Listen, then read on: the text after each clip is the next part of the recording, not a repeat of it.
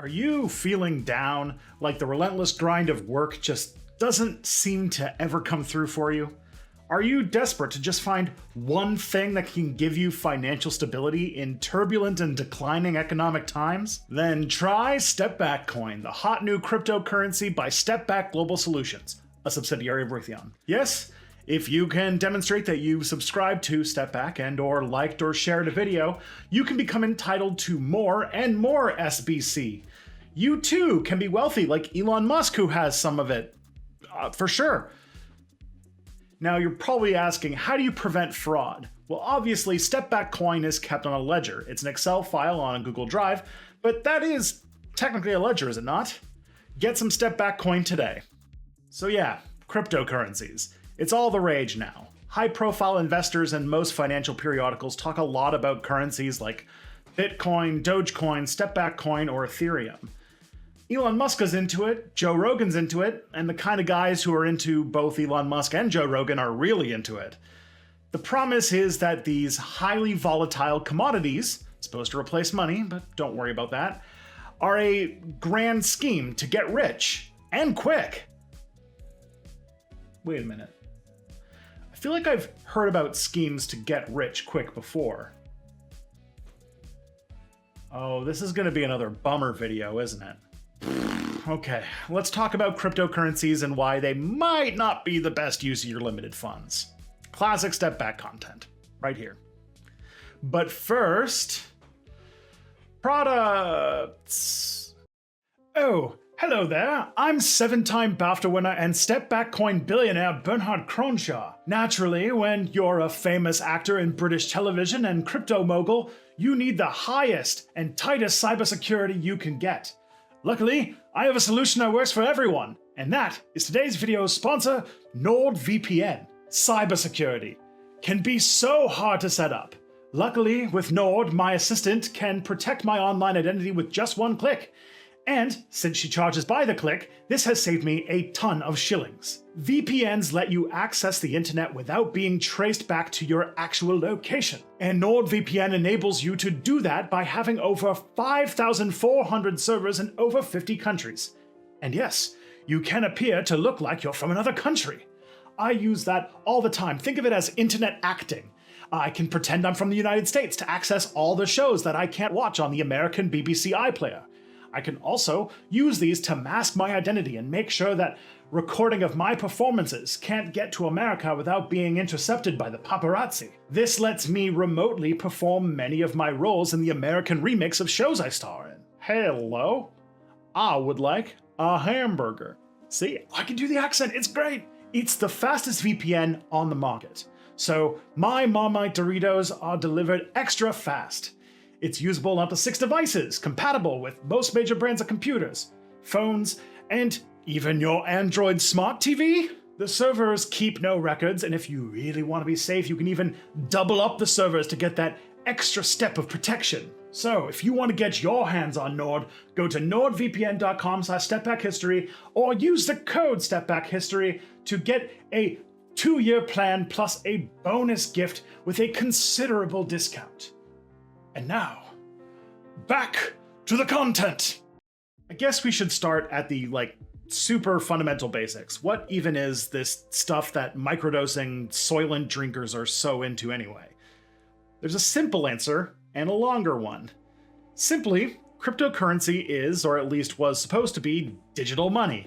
A way to do financial exchanges that's separate from state authorities. But the actual technology one needs to do that with is interesting and worth getting into, not just because my PhD supervisor had me read several books on cryptography. The central technology that makes it function is the blockchain, one of the most incredible solutions looking for a problem in history. It's mostly a digital system, but honestly has been used in weird places like prisons with just paper and ramen. Essentially, using some form of cryptography, the blockchain is a giant distributed ledger that everyone keeps a record of what wallet every piece of currency belongs to. The information gets validated using peer-to-peer networks, kind of like how torrents work. Essentially, each time an amount of crypto moves from one wallet to another, the record of that transaction gets distributed to multiple computers. When one needs to validate it, the blockchain is a public system validated using fancy math. I could literally go on for hours about that math, but the basic way it works is that computers are terrible at taking a number and finding out whether or not it's a prime number. They are so bad at it that huge numbers can take longer than the universe has left to live.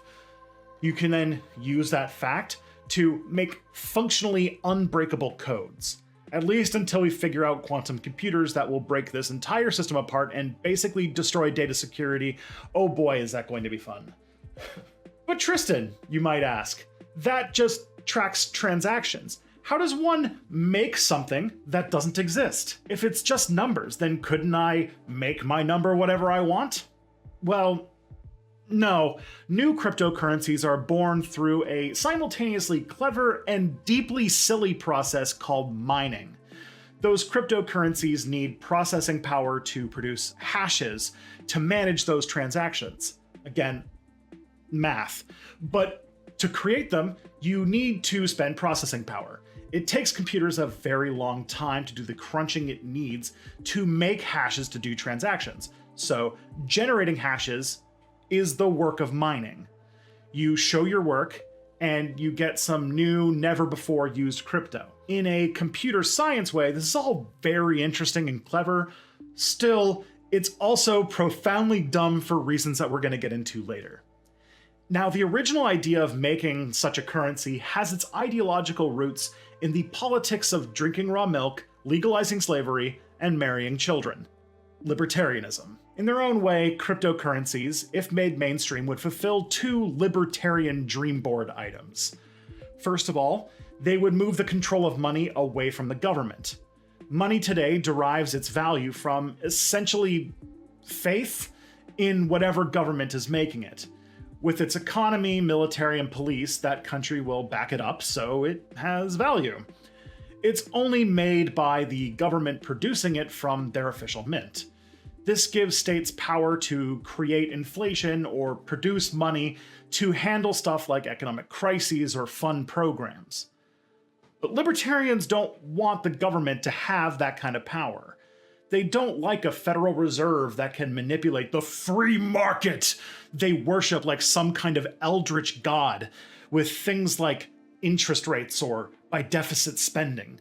So they want their second wish list item, a currency tied to something immutable.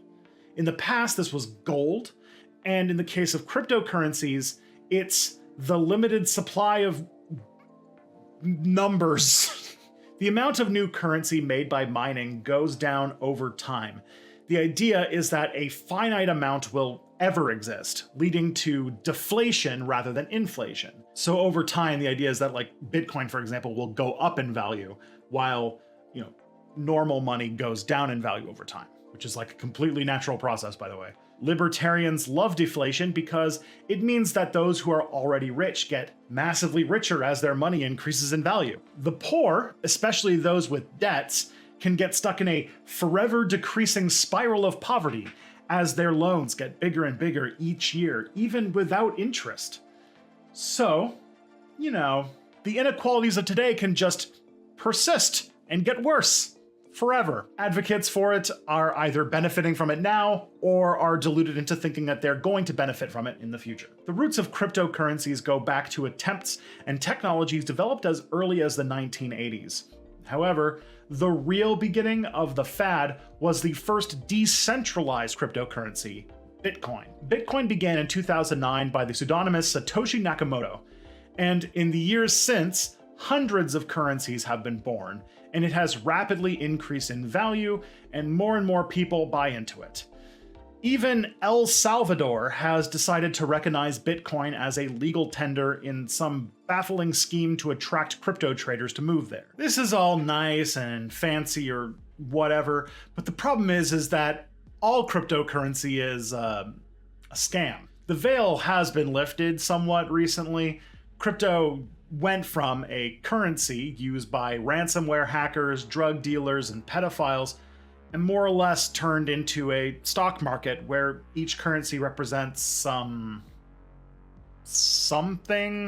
Today, the idea of using cryptocurrency as money to buy something seems a little silly to say, and is now merely an investment asset. Yeah, late capitalism found a way to even financialize literally nothing. At the most charitable interpretation, cryptocurrency with its deflationary pressure makes the early investors rich at the expense of those who come in later. With crypto, that's just the name of the game. But if you were to do that with anything involving real money, that's called a Ponzi scheme. It's one of the oldest scams in the book. Less charitably, the whole thing could be considered a pump and dump scheme. People are getting rich by hyping up literally nothing to get your Facebook friends to buy into it and inflate the price. Then, those who hyped it up can cash in on the bubble they created, and everyone else loses out. So, cryptocurrency is literally a scheme to defraud people out of money. Not even in an abstract sense. I actually can't think of what else it could be. It's not a currency. There's almost nowhere in the world where you can actually buy things with it. Its price is so volatile that you can't use it as a way to preserve the value of your cash, like a mutual fund or something. And as I mentioned, it doesn't have any real-world use. It's literally nothing. Its only intrinsic value is that you can maybe find someone dumber than yourself to buy it at a higher price than you bought it for. The person who created the cryptocurrency Dogecoin has called cryptocurrency a right-wing funnel of profiteering. And that's not even touching the people cashing in on the hype to do things like making a Donald Trump MAGA coin, the point of which is to get the most gullible dunces of our political moment to buy into a currency the creator owns the lion's share of so he can pump up the price and cash out. Okay, wait. Inequality, funneling money to a small number of people at the top, financialized assets that are completely disconnected to the real world, and a propaganda effort made to trick people into thinking that buying in is their ticket to riches, and also tricking them into supporting the system. Oh no. I think all markets are a scam, guys, and cryptocurrency is just an excellent example of it. Did I just make a video about cryptocurrency only to intentionally veer into talking about why capitalism is bad again? Yeah. Pretty much. So capitalism does a weird thing to economies. On a long enough time scale, it turns everything we need to live and be happy and turns it into financial assets. Frequently, they become radically detached from the actual uses of said object. In a capitalist economy, the point of making anything becomes not to make a thing, but to make money. Starbucks' purpose isn't to make coffee, it's to make money. McDonald's isn't in the game to make food, it's to make money. The process is called commodity fetishism, and it's why it seems everything is getting more hostile. Video game microtransactions and loot boxes don't make games more fun or engaging, but they do make them more profitable. Loading food with sugar and salt doesn't make it more nourishing, quite the opposite, but it does make food more profitable. Kinda why there's a heart disease and obesity crisis. I think Slavoj Žižek, with who I have massive issues with, mind you, said it best when talking about Coca-Cola. The paradox of Coke is that you are thirsty, you drink it, but as everyone knows, the more you drink it, the more thirsty you get. He said it was the perfect commodity. It has no nutritional value, it doesn't hydrate you, in fact, Coke dehydrates you. However, it's been highly optimized to hit every part of the human brain to make us addicted to it. Our meat brains then set aside our rational ability to prioritize to get more of it. And then, on top of that is financialization. Coke is a corporation owned by stakeholders. They don't really care at all about the satanic progeny of an early attempt at cough syrup, but about quarterly earnings and maximizing returns for their portfolios. Capitalist economies are almost entirely driven by these kinds of people with this type of interest. And if an industry isn't, it's because it's too small to have gotten the attention of investors. So if, say, kombucha became popular enough, you can bet that Pepsi and Coke will start making it. It's going to be full of sugar and hyper-optimized to be as addictive as possible. This drive for profits at the cost of anything and everything, all of the time, translates to underpaying employees as much as they can, even if that means exploiting the bigotries of our culture to pay people from marginalized classes even less. Women, people of color, LGBTQ+ folks, the disabled, really whoever they can get away with exploiting. It's not done with intentional malice or conspiring.